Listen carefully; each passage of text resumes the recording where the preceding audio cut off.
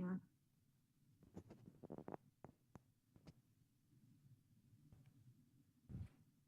Did you reply?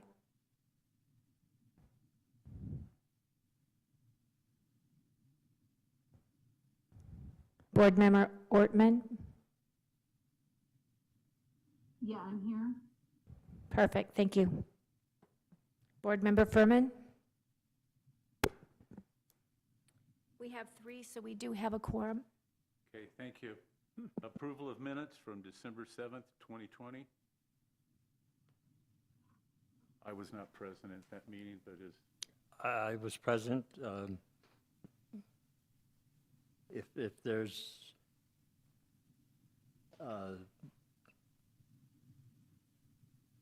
no adjustments to it, as far as omissions or corrections, I would make a motion that we accept the minutes as printed. okay. We have anything from the other two on the Zoom? Everything good with them?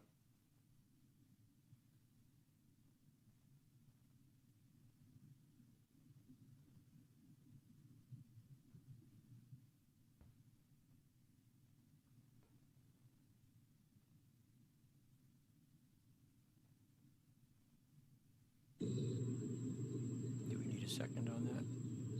Yeah, so we have, I guess at this point, approval and a motion for the minutes. All those in favor? Aye. Opposed? Okay, motion carries. There is no old business, new business, variance case number VA 21-0001, a request from Stephan and Judith Kofel. Close? Not even. Okay, I apologize. Applicant and property owners for a variance from sections 4.300, minimum lot per unit, and 4.350, yards and setbacks of the zoning ordinance of the city of Kingman. The applicant is seeking a variance to construct and reconstruct a single-family dwelling unit in substantially the same location of the home that was recently demolished. There is also an existing second dwelling unit of 512 square feet at the rear of the property. The subject property is on 0.07 acres or 3,126.5 square feet and is located at 110 East Oak Street. Gary. Thank you, Chair and members of the Board of Adjustment. I'm Gary Likeness, one of the staff planners, and I'm going to try to share my screen here. Oops.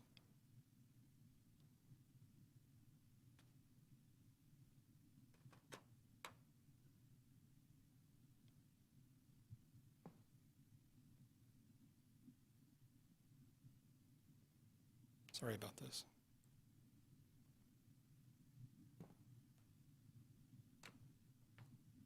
Okay.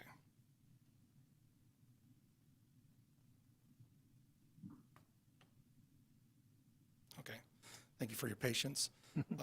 As the chair mentioned, this is variance case VA 21-001, a request from a variance from sections 4.30 and 4.350 of the zoning ordinance.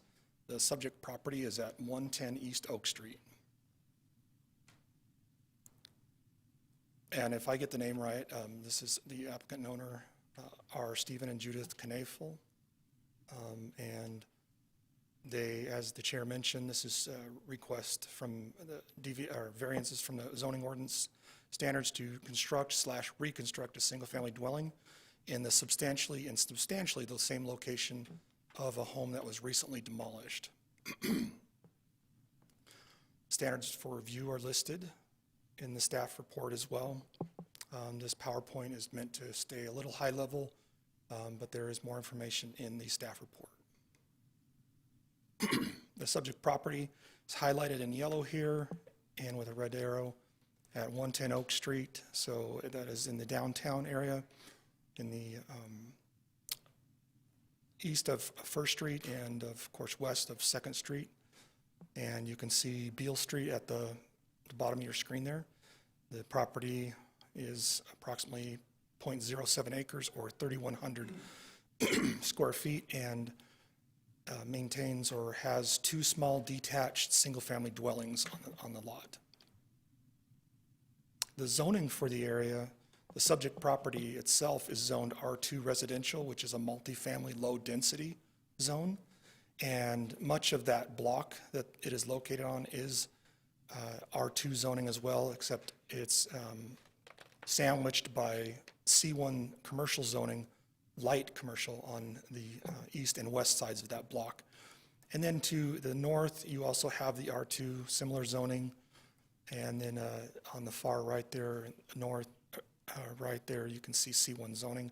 And then as you go west towards Lee Williams campus, that's C2 zoning. And then the property, the half block to the south is also zoned C2 commercial zoning as well.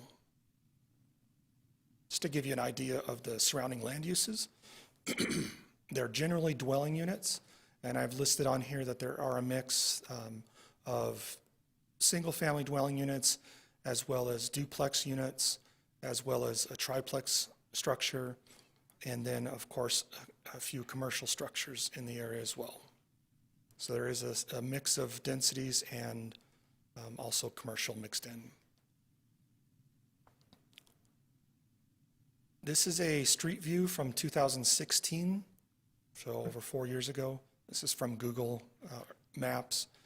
This is the structure that was there. This will be referred to, well, I guess, as the old Unit A. This has been since removed, if the structure is correct. Is that the correct structure? Okay. That is Unit A back in 2016.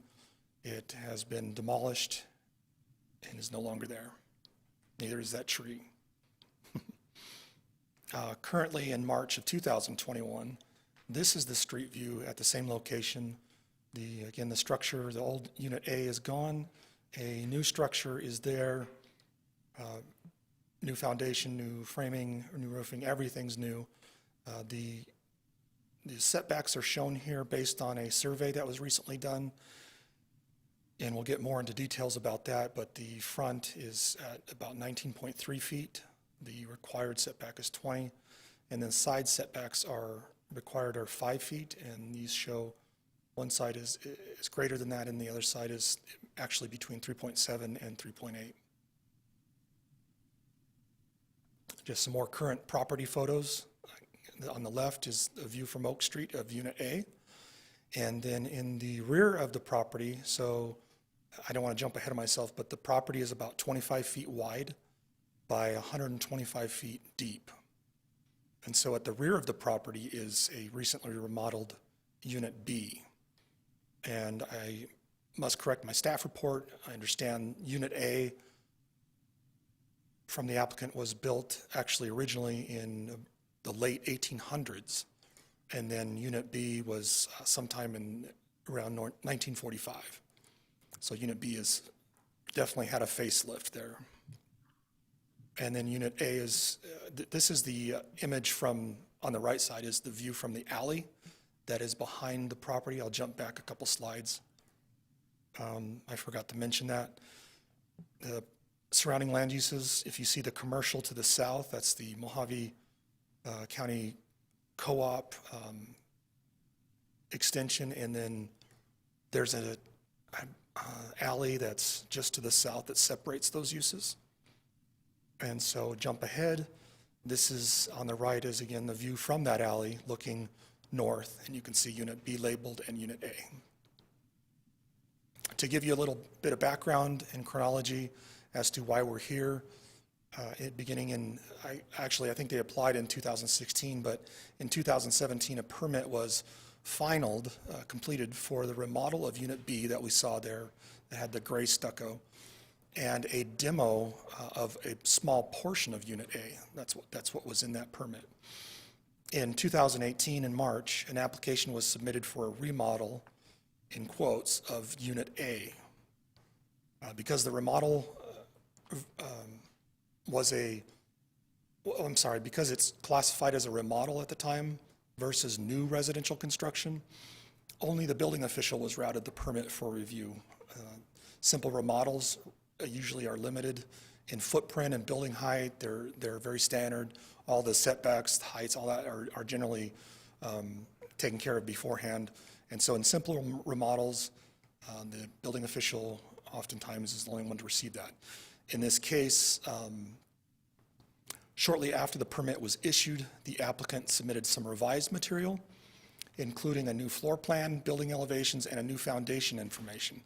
This information, unfortunately, continued to be associated with that remodel permit, and the application was never reviewed by planning and zoning for setbacks or height or anything like that. The application for a new residential structure should have been submitted at that point. However, again, it resided in that remodel permit. The permit for the remodel eventually expired. And then number 3 bullet point there, in an effort by the applicant to have that expired building permit reissued, the applicant submitted a letter in December of 2020 that included that list of expanded scope of work, which included the new foundation, new framing, new rafters. I can't even see my slide here. New sheathing and new plumbing, HVAC, electrical, insulation, window, drywall, cabinets, and paint. 12, that same month, that same day, staff, the building official, and myself, we did a site visit to the property and visually verified that nothing remained of that old Unit A, down to the foundation was gone. So everything was brand new. Again, it was an entirely new single-family dwelling, and it had been substantially constructed at that time. Now, in January, a new building permit was created for this new Unit A as a single-family residence. So the applicant came in and was following the procedure. However, on the 19th, the permit had to be denied because the proposal did not meet the current setbacks required in the R2 zone for a new single-family structure. And because the lot was too small for a second unit. Now, to jump into the explanation of the variance request, Section 4.3 of the Zoning Ordinance establishes that a lot, we talked about the lot not being large enough for 2 units, a lot must be 2,200 square feet for each dwelling unit or structure on the lot. In this case, the 25 by 100 lot, or 25 by 125 lot is approximately 3,100 square feet. So it falls short of that minimum by 1,274 square feet. So the first component of the requested variance is that the 2 units be allowed on a 3,126 square foot lot rather than the required 4,400 square foot lot minimum. And again, I'll mention this later, but it's in keeping with the historic use of the property as 2 units. Moving down to number 7, section 4.350, yards and setbacks, establishes those required setbacks for a structure in the R2 zone. Focusing mainly on, just focusing on Unit A here, the new Unit A, I listed in this table, the required front is 20, as I mentioned, and the proposed as built is 19.3, so deficient 0.7 feet, which amounts to 8.4 inches. And then side A of Unit A to the left side is fine, it meets the setbacks. And then side B is required to be 5, and it's only 3.7 at the closest point, which is 1.3 deficient, which is approximately 15.6 inches off from the requirement. Therefore, the second component of the requested variance is 1, to allow for Unit A to observe a 3.7 foot side yard setback along the western property line, side B, rather than the required 5 foot setback. And number 2, to allow a 19.3 foot setback along the front property line rather than the required 20 foot setback. So there's the nature of the variance requests, and I can go back if you need me to at any point. And then on February, because we had to deny the application for a building permit, that then allows the applicant to apply for a variance once that's been acted on. So they submitted that application. They have provided a narrative and explanation for their variance, and the applicant stated in their application We are requesting to be allowed to complete an existing single-family home currently under construction. Our objective with these variance requests is an effort to complete a quality project that the city of Kingman can be proud they approved. And then they mention the most relevant factors for the Board of Adjustment to consider are, one, the fact that the new footprint, even with variance, would actually be an increase to the setbacks from what was previously existed. I think I mentioned this later, but basically they're saying that the old Unit A that was torn down was, I can't say violated, but violated the current setbacks more so than this new Unit A does. So the new unit comes closer into compliance with modern setbacks than the old Unit A did. And that they point out as number one in their most relevant factors to consider. Number two, the style and structure of the house is in step with the existing neighborhood. And three, the project is an improvement to the neighborhood and result in an overall increase of property value and tax base created by improvement. Proper notification was made.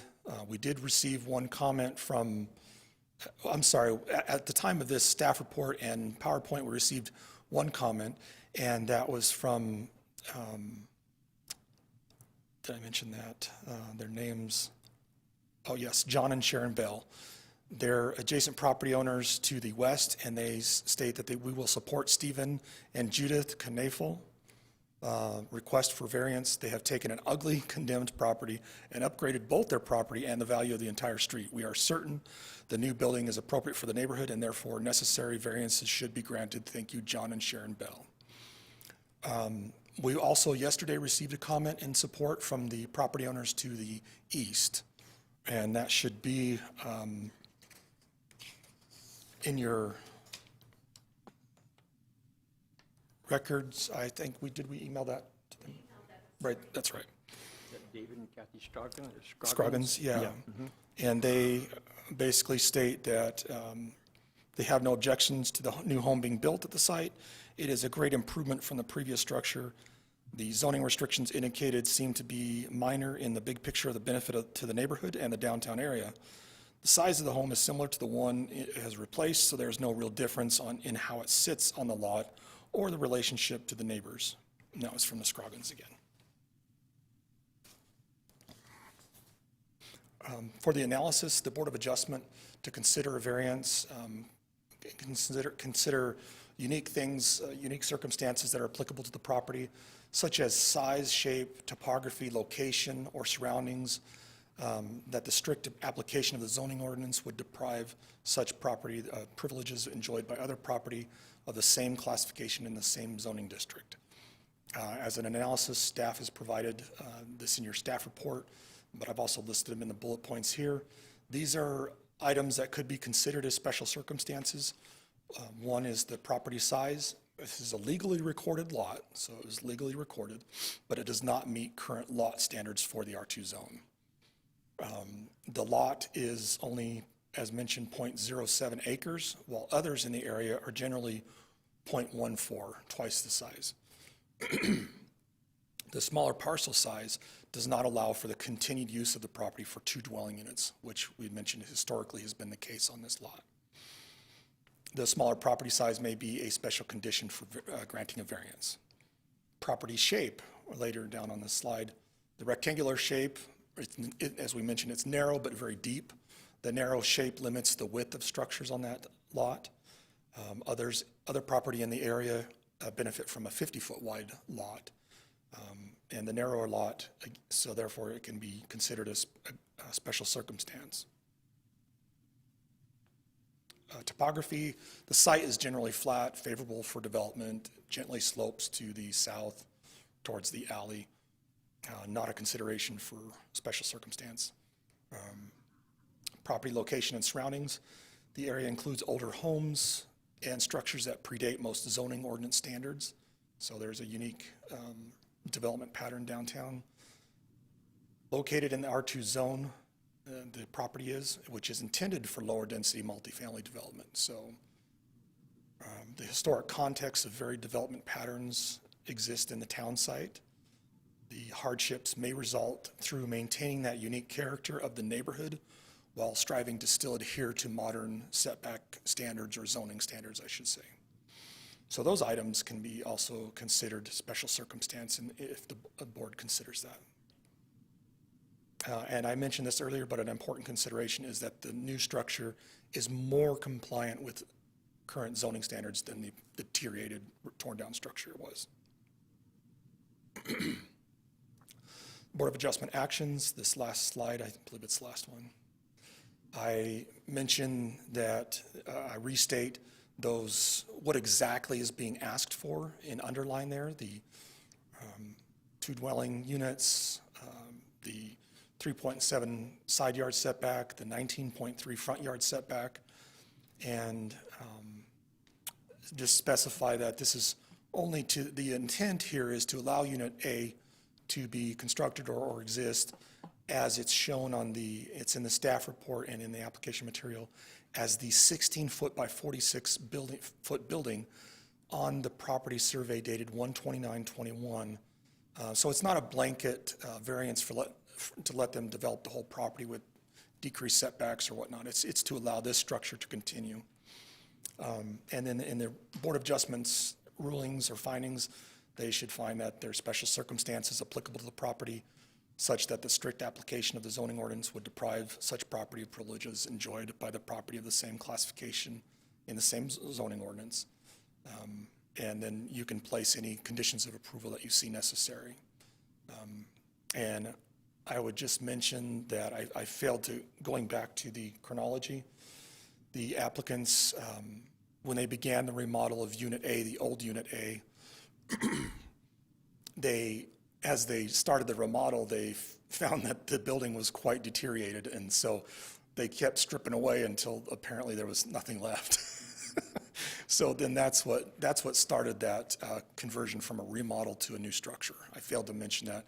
The applicants are here to present their case or have questions from you if that's all you need, and I'm of course here for questioning. Thank you. Thank you, Gary.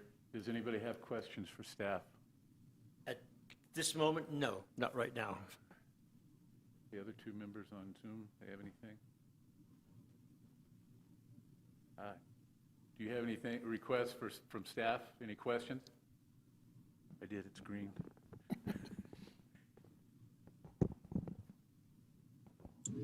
I do not. This is Cammie Furman.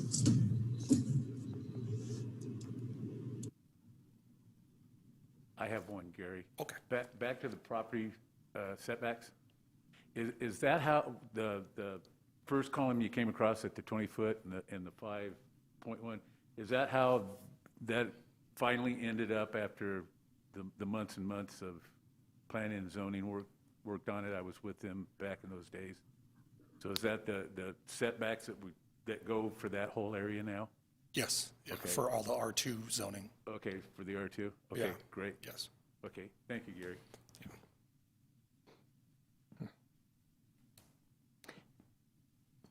Would the applicant like to speak? Good evening. Good evening. My name's Steve Knafel, my wife Judy. We are the owners and the constructors of the property. And I'm here to answer any questions so I can keep this thing moving and do it right. I understand. The house, when we got into it, it's like everything else. It looked good on the inside. It was covered really well with drywall, and once you got stripping away to expose wiring and plumbing is when you found you have no walls.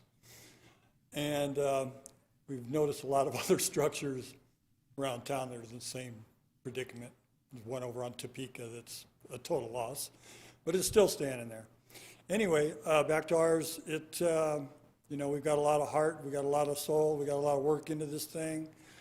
And this is what my wife and I do. We take these dilapidated properties and rehab them. Just the two of us. I don't have a big crew, just her. So this is the third in 4 that we bought in the downtown area.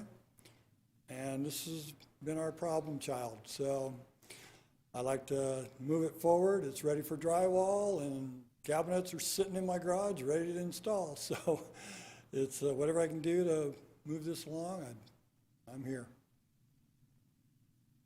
Great. Does anyone have questions for the applicant? My question, was this built with the intent of being a rental unit? Yes, actually, I'm getting Okay. retirement age and gonna get a few rentals, so add to our income. But right now, we're living on the property in the little house. Uh-huh. I don't have anything to ask, but I do have a comment. There's actually gained more setback than what the original 1800 house had, and it does increase the beauty of that particular lot. And when looking at all of the buildings surrounding it, especially the one on the east side, it is right up tight on the fence, but I don't think there's more than a foot between the fence and that house. My neighbor used to state she could walk out her front door and touch my house. Nothing else at this point. Anyone else?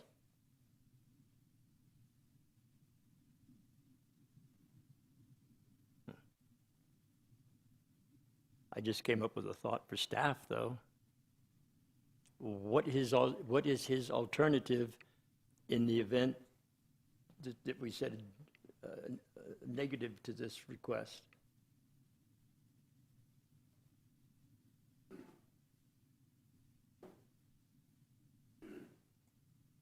Honestly, the alternative is they can't have the structure there. Would it mean demolition of this brand-new building? That's, without a variance, we couldn't issue a permit for it. So I don't know any enforcement action at that point, but just, we couldn't issue a building permit. And so it couldn't be occupied and it'd sit there derelict and decay, yeah. Okay. Okay. Thank you. Thank you. Any comments? I'd like to make a comment if I could. Go ahead. Okay. Yeah, I've been selling property in downtown Kingman for ages. This has always been an issue with the small lots or odd lots, different size lots. And I think that it always should be grandfathered in.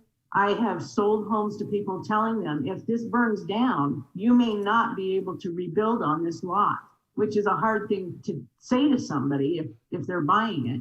And I think they've done a great job.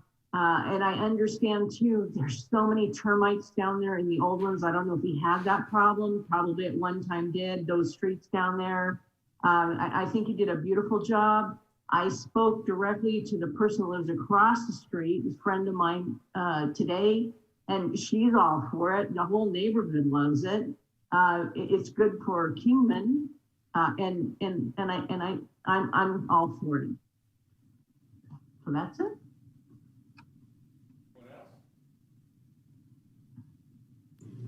I would just like to also add, thank you for doing what you're doing downtown to revitalize.